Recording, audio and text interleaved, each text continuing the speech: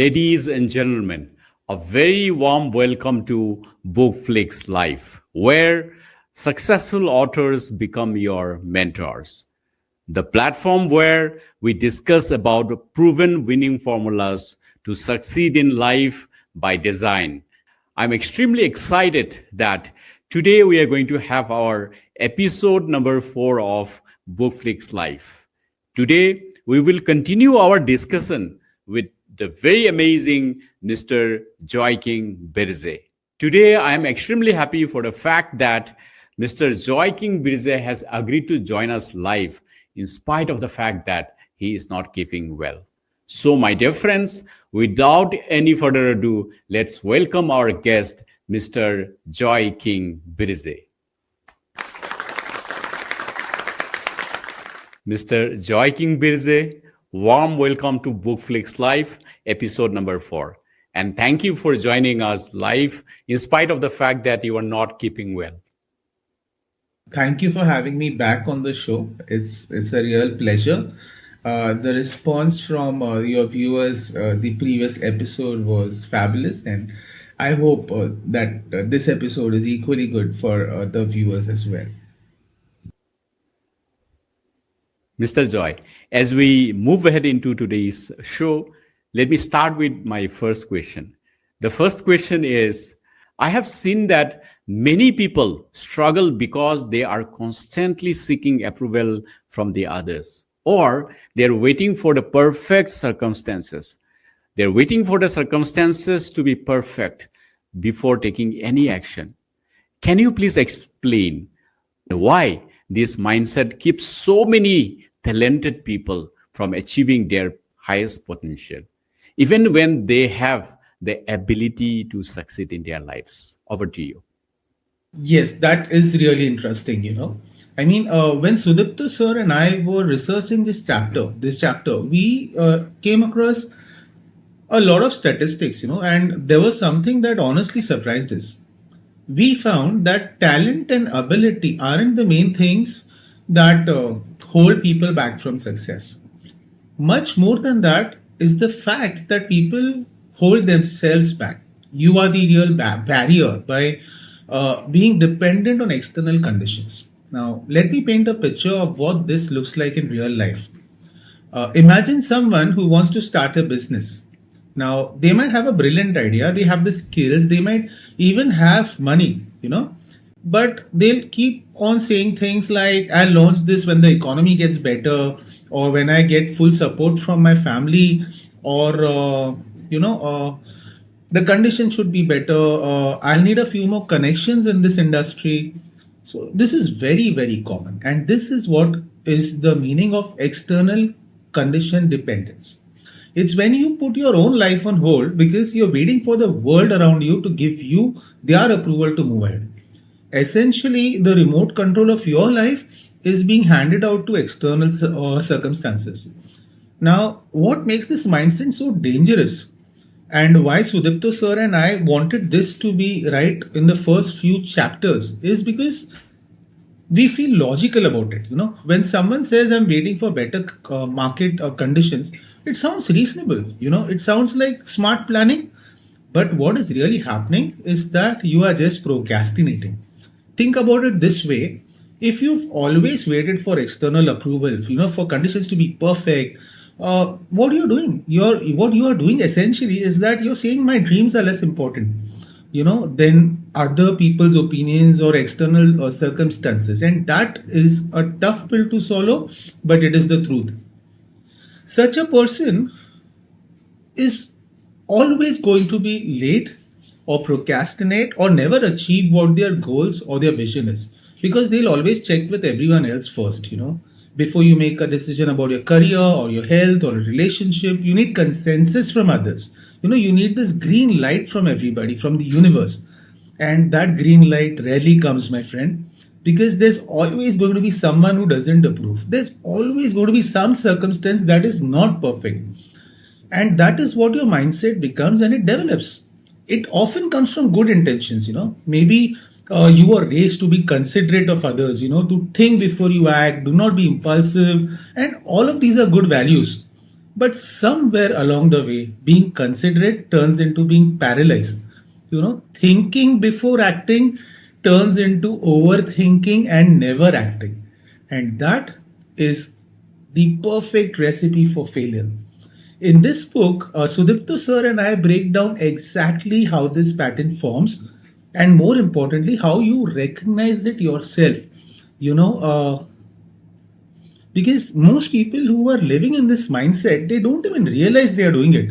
They think they are being responsible or strategic when they are stuck. And so we've identified the key traits of this dependency. And once you read it in the book, most people say that, oh my god, this is me. It's like suddenly seeing yourself clearly for the first time. One of the most common traits is seeking external approval for everything. We spoke about that. Now, getting advice is smart, but there's a huge difference between seeking counsel and seeking permission. You do not need validation for everything that you need to do. You just need guidance. And the moment you start depending on that guidance or validation or approval, that's a red flag. You feel powerless, you know. And another problem is that this mindset creates a self fulfilling kind of theme in your life. You end up believing that you're powerless. You stop trying to do things or take action the right way. And what is the result of that? Nothing is going to change. You're going to be stuck in that vicious cycle for years, decades, or sadly throughout your life. And that is why there's a need for this shift from external condition dependent to goal and core strength oriented, which is what is explored in this chapter. You need to know what your goals are, what your core strengths are, align them, and take positive action to achieve your values and your dreams. We walk you through exactly how to make this shift with specific exercises and strategies. And Sudipto sir and I want everyone to understand this, that the world isn't going to give you a permission to live your dreams. Your family might not fully understand your vision, the economy might never be perfect. But if you keep waiting for ideal conditions, you'll wake up one day and realize you've spent your whole life in the waiting room of your own potential. So it's time to stop being dependent on external conditions and start focusing on your goals and your core strengths. That's what this chapter is about. Unlock the power of life without if. In Life Without If, we dive into powerful concepts that reshape the way we think and live. Role of if, a small word with a huge impact. It can free you or trap you. Dual nature of if. If can spark dreams or feed doubts you choose. Living by design. Create a life that reflects your true values. By choice, not by chance. Behavioral continuum. Every action lies on a spectrum. Awareness moves you closer to your best self. Intent versus actualization. Bridge the gap between dreams and reality with clarity and action. Joy King success model. Redefine success as inner fulfillment, not just outer achievements. Amplify positive ifs. Turn what if I fail into what if I fly. Minimize negative ifs. Break free from limiting beliefs and step into possibility. And versus or, life isn't about choosing either or. It's about embracing both and. Frenemism. Collaborate even with rivals to spark growth and innovation. Get ready to think bigger, act braver, and live with purpose.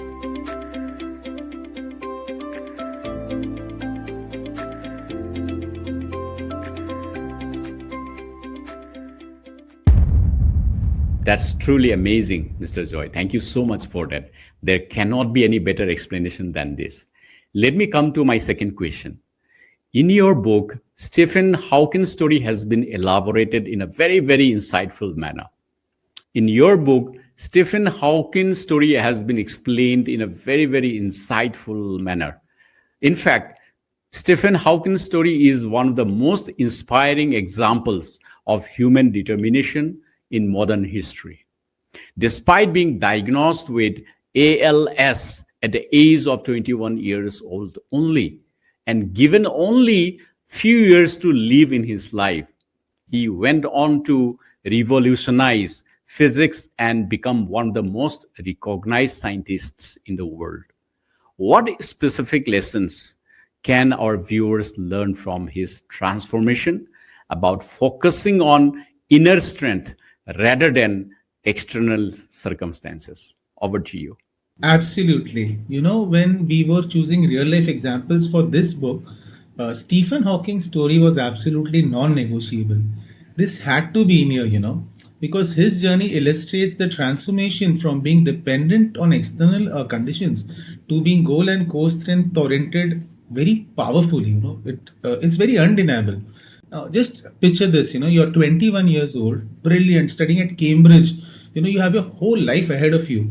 And then all of a sudden, what happens? You get diagnosed with ALS. That's a degenerative disease that's going to progressively take away your ability to move, to write, and eventually even to speak. And doctors tell you that you have maybe 2 or 3 years left.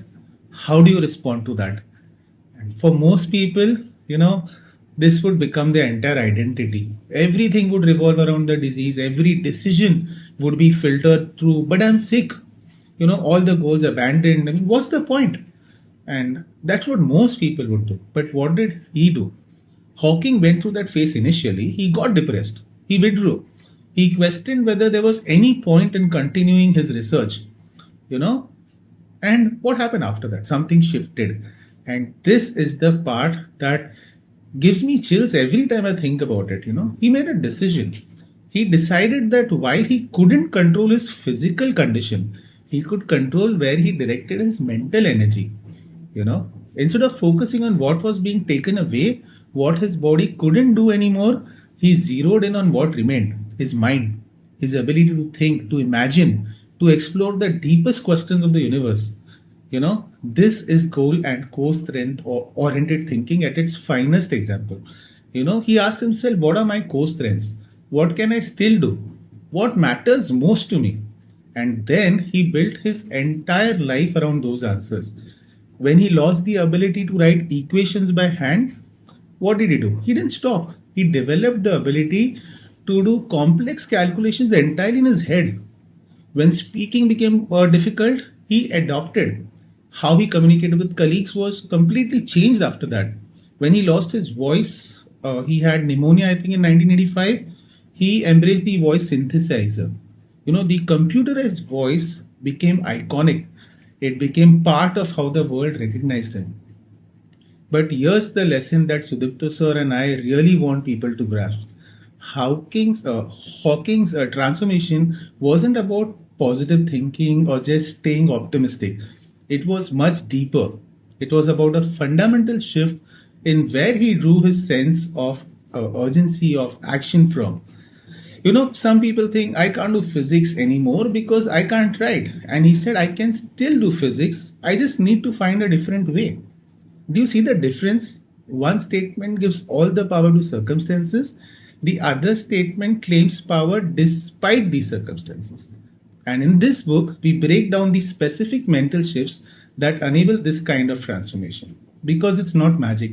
It's not superhuman willpower. It's a learnable set of skills and perspectives. One of the key shifts is moving from I need perfect conditions to succeed to I will have work with whatever conditions I have. Another crucial shift is focusing on what you can control rather than what you cannot. Hawking couldn't control ALS, He couldn't control the progressive loss of physical function, but he could control where he directed his attention, how he spent his mental energy, what questions he chose to explore. And here's something really important that we emphasize in this book. This isn't about denying reality or pretending circumstances don't matter. Hawking didn't pretend he wasn't sick. He acknowledged this reality fully, but he refused to let that define his limits or his actions. So that's the beautiful thing. The practical lesson for our viewers is this: whatever external condition you have, which you're facing right now, whether that is lack of resources, lack of support, health challenges, economic difficulties, that is not the final word. That condition cannot dictate what you're going to achieve in life. And so, in this book, we provide specific exercises to help you identify what are your core strengths, separate them from your circumstances, and build a goal oriented life around them. We show you how to shift from asking, what do I need from the world to succeed, and start asking, what do I have within me that I can leverage right now. And when you make that shift, when you start working with whatever you have right now, that's when extraordinary things become possible. That's when you move from becoming a victim of circumstances to becoming an architect of outcomes, even with all these constraints. That's what this chapter is about. Unlock the power of life without if. In Life Without If, we dive into powerful concepts that reshape the way we think and live. Minimize negative ifs. Break free from limiting beliefs and step into possibility. Get ready to think bigger, act braver, and live with purpose.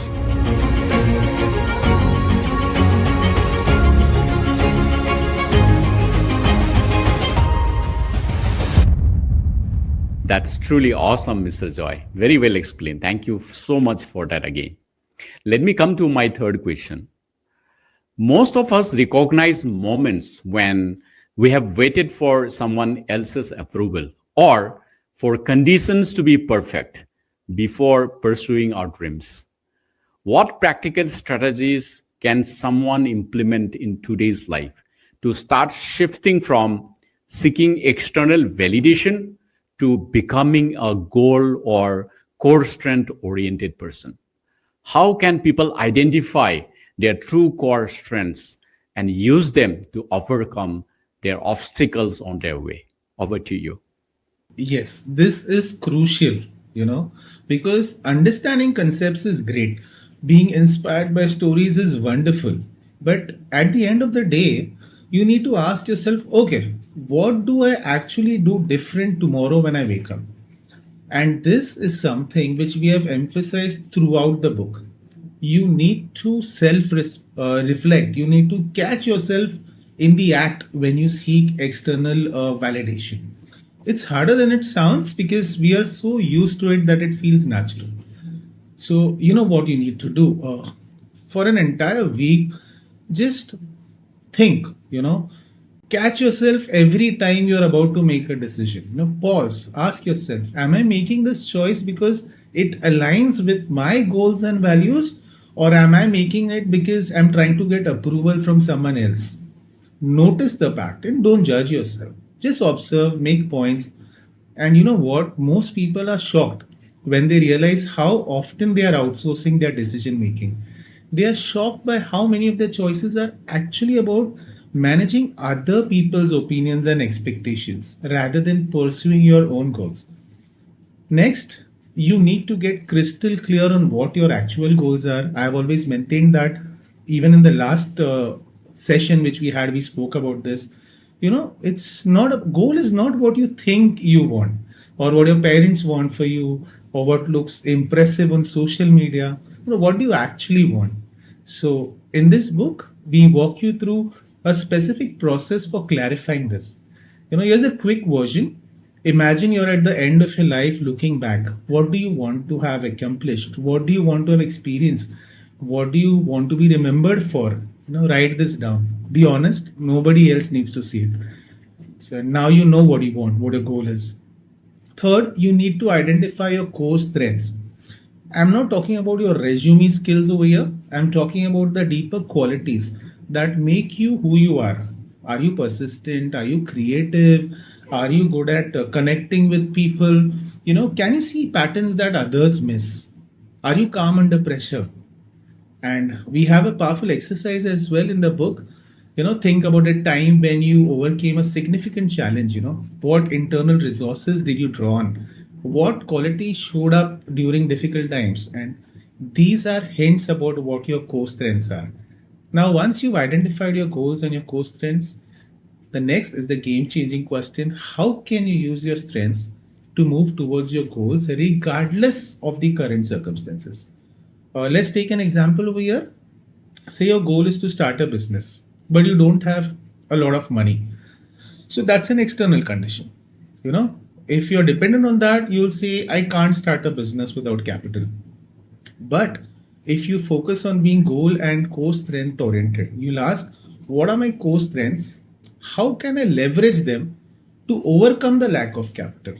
Maybe you're great at building relationships. So can you find a partner or a collaborator on this project?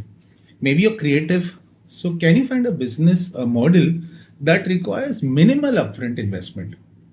Maybe you're persistent. So, can you bootstrap and grow slowly? Now you see how these questions change everything. Instead of being stopped by the external condition, you're using your internal resources to navigate around it. Next strategy, you need to practice making decisions based on your internal compass. Start small. Maybe it's choosing what to wear without asking anyone's opinion. Maybe it's trying a new hobby, even though nobody you know is interested in it. The key is to build muscles, and in your body, like when we work out, we focus on muscles, our arms, our legs, shoulders, chest. So in this case, we are working on a decision making muscle. Every time you make a choice based on your values rather than the expectations of others, you strengthen this muscle. Every time that you act despite not having full approval of others, you prove to yourself that you can survive and maybe even thrive without constant external validation. Next, in this book, we provide a whole framework for this. You know, Stop seeing obstacles as proof that you can't succeed and start seeing them as puzzles to solve using your core strengths. Like in the case of Hawking, when he lost his ability to write, that was an obstacle, but he reframed it. How can I do theoretical physics without writing? He developed his visualization skills. There's another powerful tool in the book. It's what we call the core strength inventory. List out 10 of your key strengths, then next to each one, write down how you could potentially use that strength to overcome your current obstacles. So once again, now you have a resource bank with you. What strengths do I have? How can I leverage those strengths to achieve my goals by overcoming the current conditions? And you're already taking the small steps required to solve the big problems. You know, you need to stop being dependent on approval from others, get independent. That doesn't mean you do not value inputs from others. It means that you just are not dependent on their approval. you know so you, for that, first, it's easy for me to say it, but for you not to be dependent on others approvals, first you need to identify whose approval you're dependent on the most. Is it your parents, your spouse, your boss, your friends? Once you identify this, start taking small actions in your life without seeking their approval first. Not rebellious actions, just small independent ones. Connect with your why do your goals matter to you? Not to anyone else, just to you. And when your why is strong enough, external conditions become less important. So in this book, we have exercises that help you dig deep into your why. Surface level answers aren't enough for real change. You need to get to the core of what drives you, and that is what Sudipta sir and I have given you in this book, the way to shift from external condition dependent to goal and core strength orientation. This isn't a one time event, it's a practice. It's something you work on every single day. Some days you'll nail it, some days you'll not. That's okay, that's normal.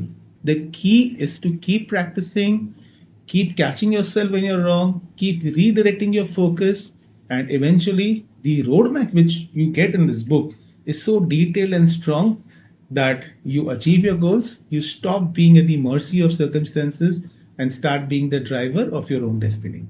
Thank you so much, Mrs. Joy. Very well explained again. Now, I think we have done with the chapter number 5. Let us move into the chapter number 6 of the amazing book, Life Without If. My first question on chapter number 6 is, what I observed is that the difference between reactive and proactive mindset can literally determine whether someone shapes their future or simply responds to whatever life throws at them. Mrs. Joy, can you please help our viewers understand what it really means to have a reactive mindset and why so many people find themselves constantly putting out fires instead of preventing them in their first place? Over to you. This chapter is very relevant from the point of where we are as a society right now. If you look around, most people are living in a crisis mode. They are not planning, they are not preparing, simply reacting to whatever comes at them, and that is exhausting. You know, uh, let me describe what a reactive mindset really looks like. And I'll bet you'll recognize this pattern either in yourself or in people around you. There's that person who's always scrambling, always putting out fires, always dealing with emergencies. That if you actually think honestly, you could have prevented those emergencies. The reactive person doesn't check their car's oil until the engine light comes on. They don't think about their health until they get a scary, condition or or diagnosis. They don't work on their relationships until their partner is threatening to leave. They don't update their skills until they are suddenly unemployed or at the risk of losing their jobs. Everything is a crisis because nothing is anticipated. They just simply react to whatever is happening around them, to them. Now, here's what makes this mindset so tricky. Being reactive feels productive, actually. Because these people are always busy, always dealing with something, always in motion. There's this adrenaline rush that comes with crisis management. At times it can even feel heroic, like you're saving the day. But the truth is, reactive living is expensive. It's expensive financially because emergencies cost more to fix than just regular maintenance. It's expensive emotionally because constant crisis mode is stressful. And it's expensive in terms of opportunity because when you're always putting out fires, you never have enough time to build something meaningful. you know think about someone who's always running late. They wake up late, they rush through the mornings getting ready, speed to work, they arrive at work stressed. What is that? That's reactive living. But what would a proactive person do? They would go to bed earlier, set multiple alarms, prepare things the night before, rather than just keep on hitting snooze and then scrambling at the last moment. you know think about it. Why do so many people get stuck in a reactive pattern? That's because of short term thinking. When you're focused only on immediate comfort or relief, you make choices that feel good now but can create big problems later. For instance, in normal life, a person who's reactive will choose to watch another episode on Netflix instead of, just preparing for tomorrow's meeting and sleeping on time. That feels good in the moment, but what happens the next day? They're scrambling and stressed. The reactive person will avoid a difficult conversation today because it's uncomfortable. Feels good now, but eventually the problem grows and might even explode. This is just emotional reactivity where you try to slow down, but you have no control on the steering wheel. So, in this book, Sudipto sir and I identify the key traits of a reactive mindset, and we guide you about how you identify those traits in yourself and how you go ahead correcting them. Whether that is being impulsive, whether there is lack of self reflection, which is very, very important for any task and any success in life. You cannot just move from one situation to the next, repeat the same pattern. What will happen if you repeat the same pattern? You make the same mistakes. And then you ask yourself, why does this keep happening to me? Because reactive living is a cycle that's hard to break. When you're always in crisis mode, you don't have time or energy to plan anything. When you don't plan, what happens? More crises happen. When more crises happen, you have even lesser time to plan. So this is a vicious cycle. Whether it causes stress, whether it causes failure, reactivity is just not the way to live life. So we identify the key traits of a reactive person and of a proactive person, do self-reflection exercises to analyze where you are on that scale, and then move you towards the correct spectrum, the correct end of the behavioral continuum. What is the correct spectrum? Look at proactive people. They anticipate challenges ahead and prepare for them. They make choices today that set them up for success tomorrow.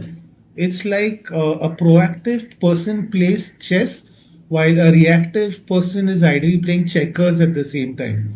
So the proactive guy is actually several moves ahead instead of just responding to the current situation. And this shift is a very powerful transformation, which is actually very easy to make.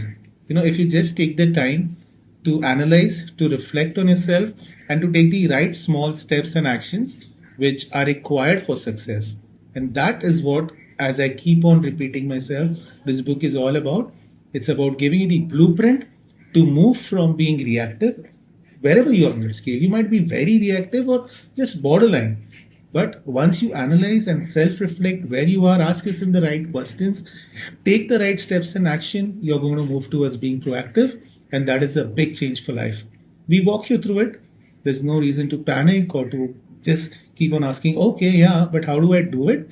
The steps are all there, the blueprint is all there. You just need to pick up this book, A Life Without If, read it, understand this chapter, and you'll succeed.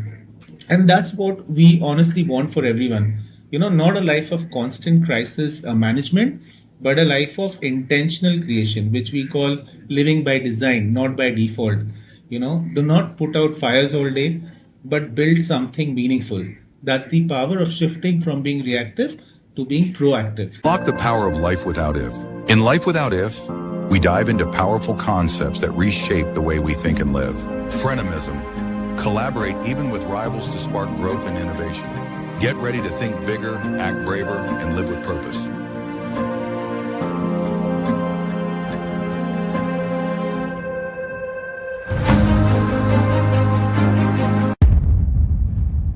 Thank you, Mr. Joy. That was yet another very, very elaborate and insightful explanation. Let me come to the next question. In your book, there is a mention about John McEnroe as well.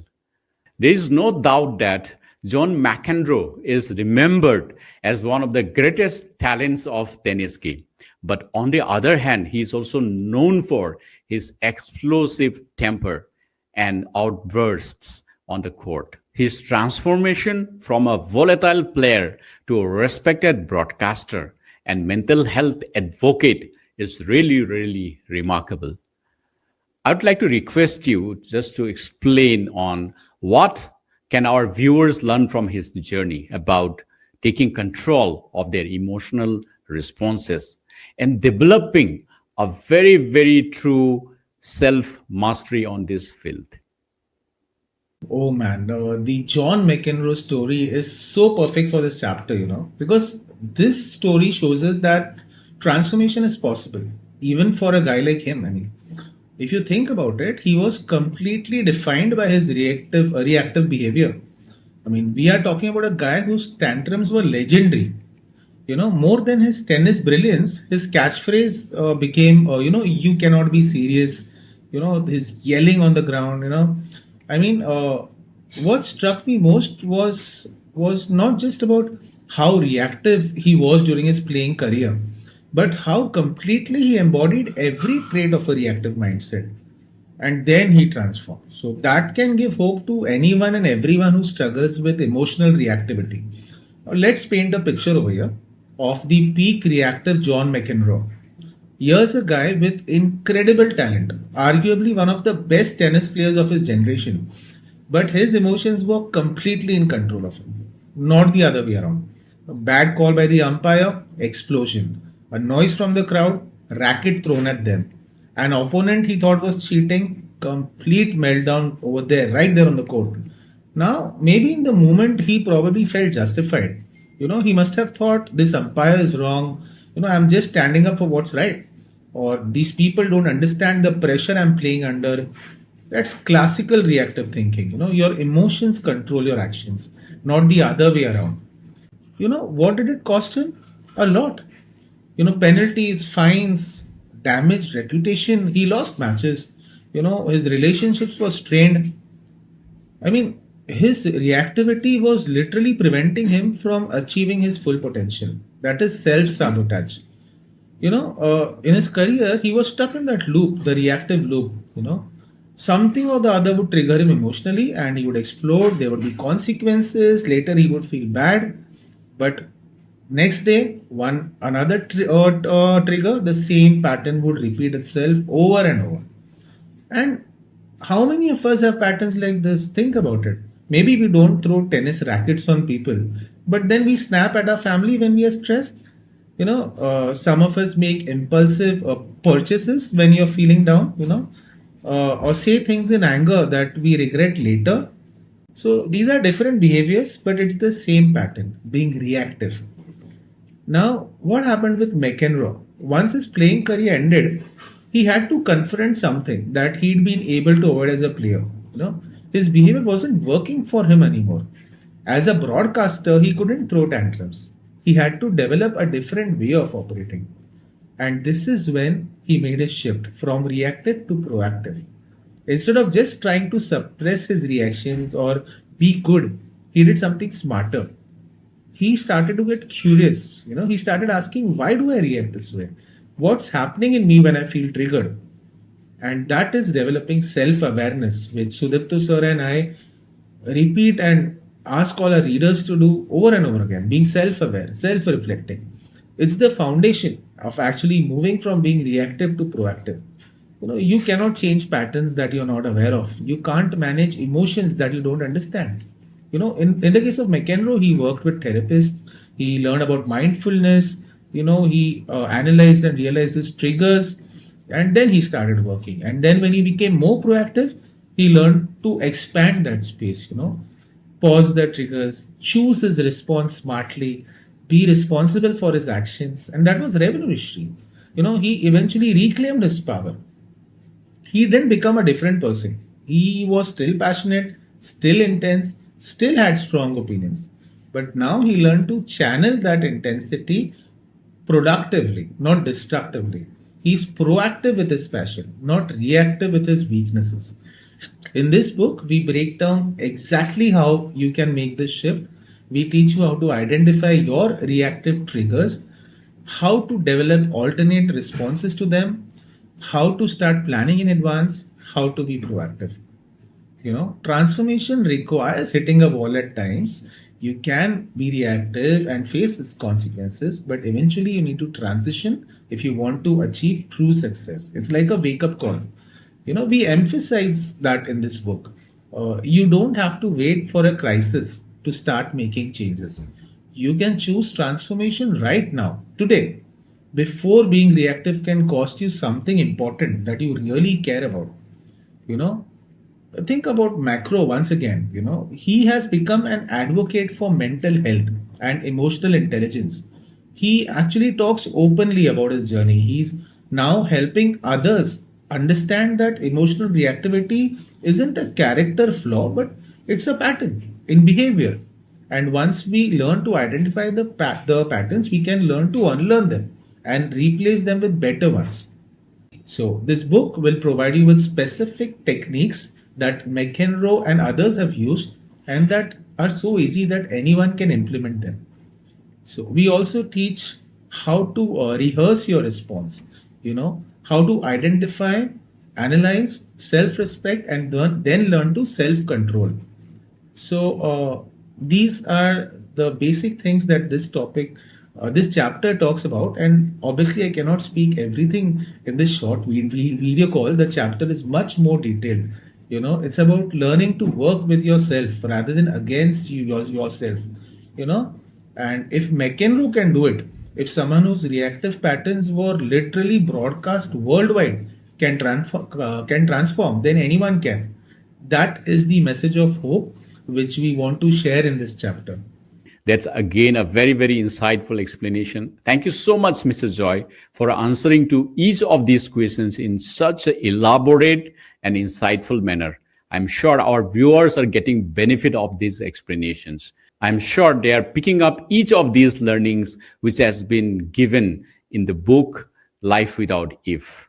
Mr. Joy, I think I'm coming to the concluding question for our today's episode. Let me come to the question now.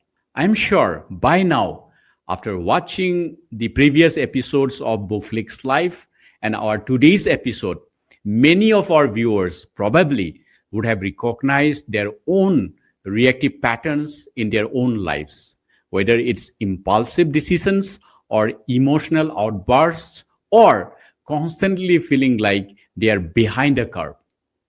Of course, I'll give you a few steps, actionable steps that can create real and lasting change if you want to move from being reactive to being truly proactive. This book has a lot. I'll give you a few steps right now. One strategy is the foundation, learning to pause. That is the space between something happening and you immediately responding to it. Right now, if you're very reactive, there is no gap. Something happens, you react instant, automatic, and later regret. So let's start small, Let's take a small pause before every reaction. Count till three in your mind. One, two, three, then respond. Now, this sounds very simple, but what you're actually doing, you're training your brain. You're training your brain that you have a choice in how you respond. You're interrupting the automatic reactive pattern. And once you get good at creating gaps in small situations, you start applying it to bigger, difficult situations.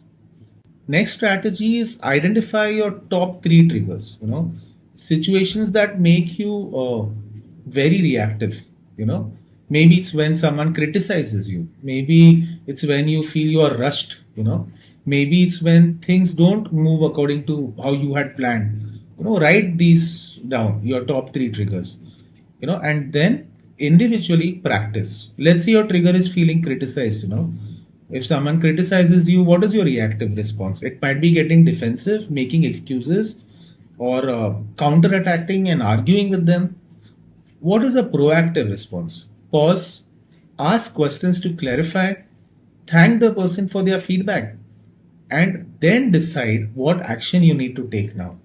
So if you map this out ahead of time, you're essentially creating a new program for your brain to run when that trigger shows up. You're not trying to change in the heat of the moment. That is really hard. You need to prepare in advance. That is really easy. So it's like being emotionally literate. You just know when you're going to feel bad, triggered, aggressive, and then you make it stop. So that is another strategy which I could talk about. Another one is create proactive systems, structures that you put in place during calm times that prevent crisis during reactive or stressful times. For example, in regular life, if you tend to stress eat, when you're reactively, when you're upset or sad or down, a proactive system might be keeping only healthy food in your house. So even if you do stress eat, you're not harming yourself in the long run. So see how this works. You're making decisions during proactive times that protect you during moments when you're reactive. You're working with your human nature instead of trying to rely on only willpower in tough situations. So it's easier that way. You give yourself flexibility about your response. Another strategy can be where you imagine, your future self dealing successfully with these reactive triggers. You mentally rehearse being proactive. Athletes do this all the time. They visualize executing their sport perfectly before the competition. You can do the same thing with your reactive situations, Before a difficult conversation or discussion with someone, spend 5 minutes visualizing yourself, staying calm, listening, responding thoughtfully. Your brain doesn't fully distinguish between when you're imagining experiences and when you are experiencing real ones. So this actually prepares you for success. So there are so many steps that you can implement very easily, small actionable steps that take you from this end of the behavioral continuum of being reactive to moving to the best part of this continuum, that is being proactive all the time. And for that you need to open the book, read the chapters, self respect or self reflect, and then practice it. Some days you'll nail it, some days you'll not. That's normal, that's human. The key is to keep practicing, keep learning, identify where you are and what are the steps that you need to do to improve, and then it's a matter of time. This book gives you a complete transformation plan with daily practices, reviews which are done weekly, and then month by month milestones. Because such changes don't happen overnight. These are not small changes, these are transformations. But it absolutely does happen when you're consistent with your practices. You need to internalize this shift, and once you truly become proactive instead of reactive, your entire life transforms.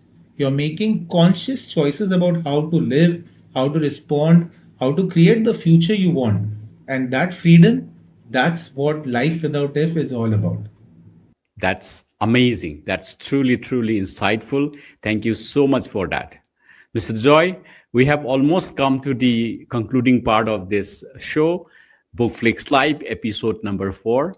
And I would like to thank you for coming to the show and for sharing this insightful details about the amazing Amazon India bestseller book, Life Without If. And thank you so much for coming in spite of the fact that you are not keeping well. Thank you so much. It was a pleasure for me being on the show today. Once again, thank you to you and thank you to all the viewers. Keep the questions coming and looking forward to being again on the next episode. Thanks. Bye bye. Dear friends, together let's thank Mr. Joy King Birje for sharing his invaluable insights from this amazing book, Life Without If. Dear friends, in the next show, we are again going to have the amazing, amazing leader, Mr. Sudipto Chaudhary, back again in the show, and he will share the further insights from this amazing book, Life Without If, in our next show of BookFlix Live, episode number 5.